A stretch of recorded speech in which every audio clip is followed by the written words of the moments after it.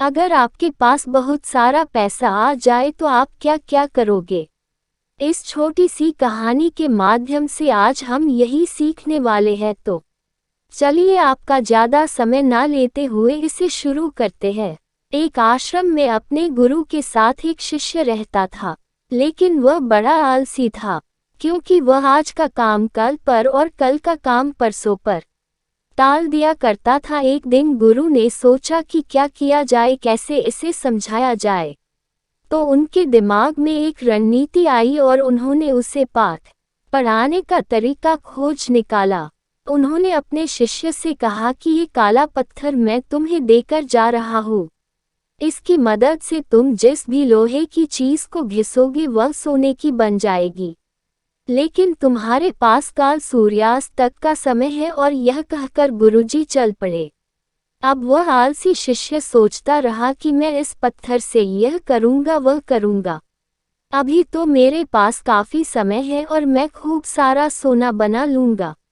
आलसी आदमी ने सोते सोते बहुत ख्वाब बुन लिए, लेकिन उनको पूरा करने की जहमत नहीं उठा रहा था, मतलब प्रयास नहीं कर रहा था, सिर्फ सोच रहा था। और सोचते सोचते उसका एक दिन बीत गया। जैसे ही वह सुबह उठा तो उसने सोचा अभी तो मेरे पास शाम तक का वक्त है, मैं इसे बहुत जल्दी पूरा कर लूँगा। देखते देखते दोपहर हुई, उसने खाना खाया और सोचा थोड़ी देर आराम कर लेता हूँ, उठने के बाद कर लूँगा। और वह आलसी शिष्य सो गया। जैसे ही उसकी नींद खुली उसने देखा कि सूर्यास्त होने को आया।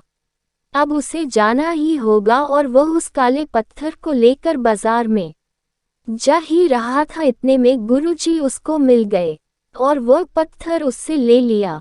बोले तुम्हारा समय खत्म हो चुका है। उसको बहुत पछतावा हुआ कि वह कुछ नहीं कर पाया, लेकिन अब पछताए हो क्या जब चिड़िया चुग गई खेत।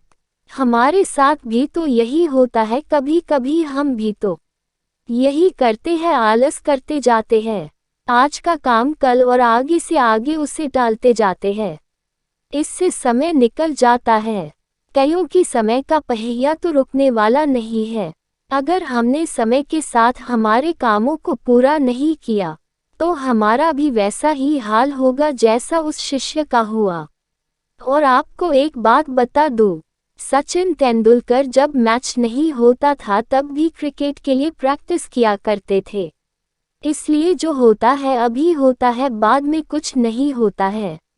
समय निकलता जाता है। आशा करता हूँ आप इस सीख को जरूर अपनाएंगे और जीवन में आगे बढ़ते रहेंगे।